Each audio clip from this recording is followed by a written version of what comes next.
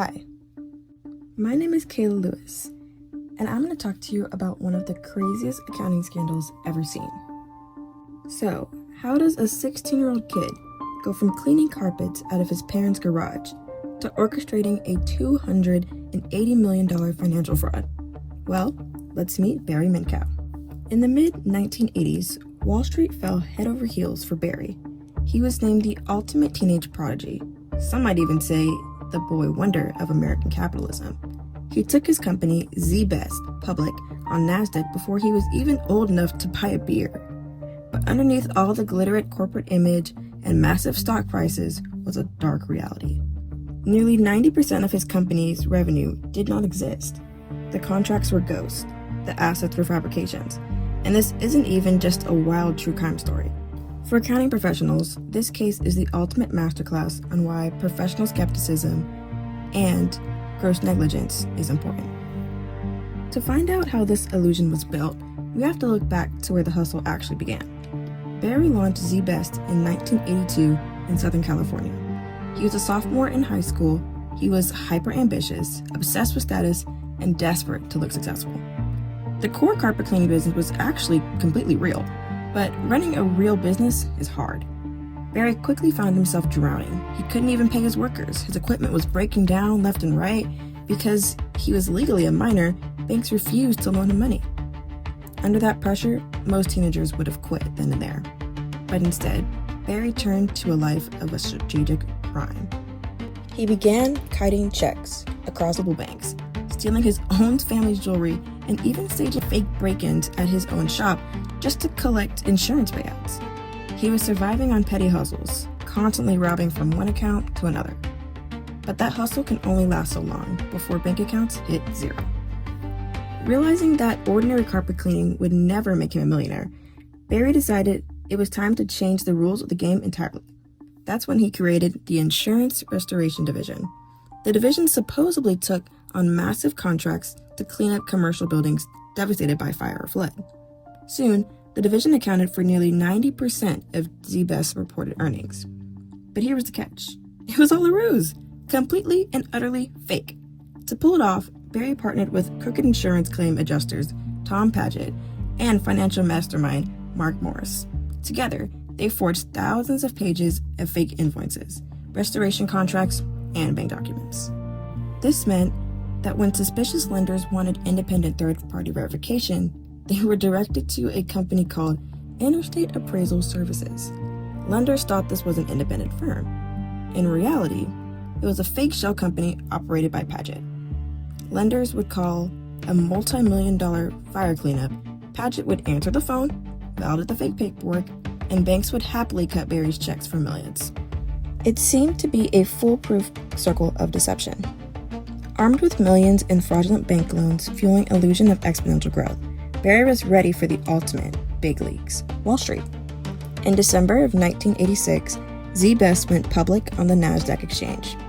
Think about the massive legal weight of an initial public offering, or IPO. An IPO requires extensive financial disclosures, regulatory filings with the SEC, and independent audits. Yet because the fraudulent paperwork looked so flawless, no one batted an eye. The stock went up wild. The company raised $15 million in IPO alone. Barry, now barely 20 years old, saw his personal net worth skyrocket to over $100 million. So, as anybody with a bunch of money, he goes to buy a mansion.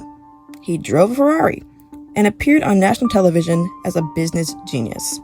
The system had completely validated a criminal enterprise. But as the corporate hype reached its peak, the legal skeptics finally stepped in.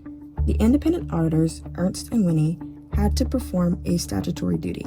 They needed to physically inspect a major asset, so they demanded to see a multi-million-dollar restoration project that ZBest was supposedly working on in San Diego.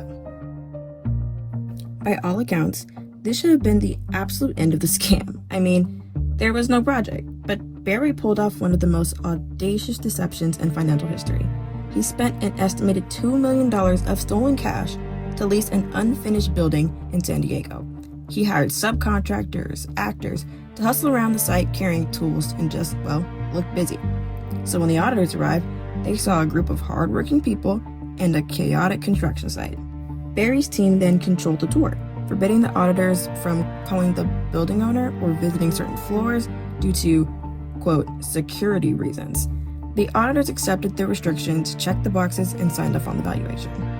Legally, this was a catastrophic failure of professional skepticism. The auditors allowed the clients to dictate the scope of the audit investigation, and they violated core legal frameworks of standard auditing practice. As it turns out, Barry couldn't fool everyone forever, and the downfall didn't come from a brilliant regulatory investigation. It came from a single newspaper article. In May 1987, the Los Angeles Times published a small expose revealing that years earlier, Z Best had routinely overcharged legitimate carpet cleaning customers on credit cards. This minor but reputable hit triggered a financial domino effect. In a panic, the banks froze Z Best's financial lines of credit, and short sellers began investigating the numbers. Without a constant influx of new cash loans, Barry could no longer pay off his old ones. Within weeks, his entire scheme dissolved. Barry Minkow resigned July of 1987, and Z Best filed for Chapter 11 bankruptcy. When liquidators went in to sell off the assets of his supposed $280 million empire, they only found a few trucks and some cleaning soap. The physical assets sold at auction for a measly $64,000, leaving investors and lenders holding a $100 million hole. In the midst of the collapse, legal shockwaves rocketed the entire accounting profession. Banks and investors immediately sued Ernst & Whinney for gross negligence. The central questions in the accounting law became, how far does an auditor's civil liability extend to third parties who rely on their reports? The auditors argued that they were masterfully deceived by criminal forgery, but the courts emphasized that ignoring glaring red flags, like, a carpet cleaning company doing massive construction work without owning any heavy machinery, crosses the line from simple human error into reckless disregard for the truth. Barry Minkow and his co-conspirators were criminally prosecuted and sent to federal prison, and with Barry receiving a 25-year sentence. Crucially, the legacy of the scandal extended far beyond prison sentences. The public outcry directly influenced the passage of the Private Securities Litigation Reform Act of 1995, which added Section 10A to the Securities Exchange Act. Section 10A changed the game forever. It legally mandates that if an auditor detects an illegal act, they must report it to management.